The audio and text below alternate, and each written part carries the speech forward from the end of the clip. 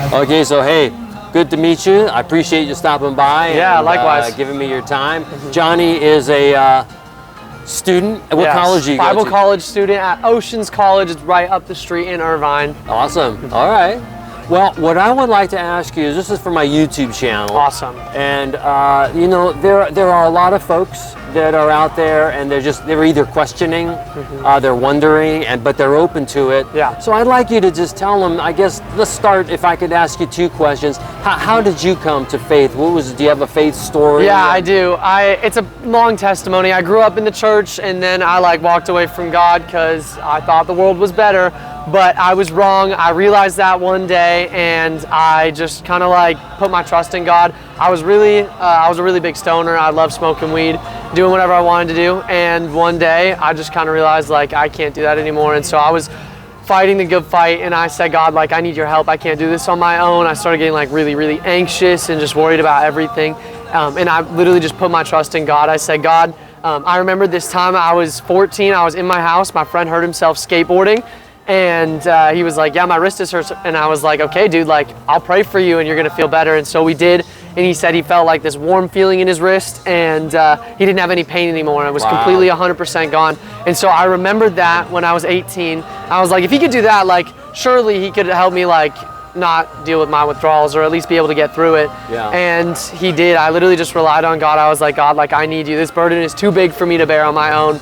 And the anxious thoughts would go away. And then they would come back, and I would be like, all right, God, I need you again. And he would come through again. And so I literally just continuously put my trust in God, and he came through. And now it's been 2.5, 3 years. I've never even thought about smoking again. Very good. I just love Jesus now, and he's so much better than getting high. You know, I had a similar experience with the weed. Yeah. And my testimony is from acceptance to surrender.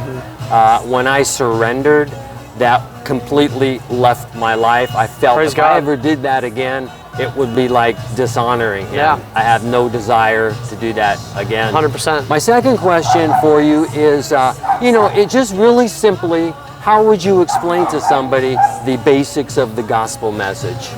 Well, I think there's a couple points. I think you really have to accept that Jesus is God, that he is fully God and fully human.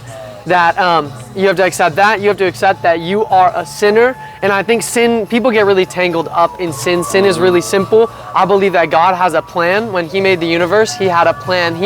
I believe that he knows everything. He can be everywhere all at once as well. Omniscience and omnipresence are what those concepts are called. I also believe he is omnipotent, which means he's all powerful. And so I think that when you are all those things, and God is, he chose to have a plan for the earth, and that plan was skewed when Satan decided to rebel. And I think that God wants, the reason that God allows sin in the world is because he wants people to choose to love him. He doesn't want a bunch of robots that just tell him, hey, you are great, you are wonderful. No, he wants people that have to choose to love him. And so I believe that if God has a plan, that when Satan came, he sins, and all that sin is deviating from that plan and saying, God, I think my plan might be better than your plan. And so it's literally just a choice to not do what God intended for you to do. So it's not some crazy thing where you're breaking the 10 commandments or doing all these things. I do think that could be sin, but I think it's so much more simple than that, and people get that mixed up. So you are a sinner. Jesus is God. He came down. He died on the cross. He rose again so that your sin might be atoned for. So that God has some reason to bring you back into presence with him. Right. And so I think one thing that we have to do to get there is we have to be in relationship with God. And when you're in relationship with somebody, you love doing things that please them. It's not a good idea to be in a relationship, let's say with your wife maybe, or your girlfriend, and you treat them poorly, you don't do things that they want you to do. Maybe you're seeing other people. That's not really great for a relationship. And I think that's the same with God.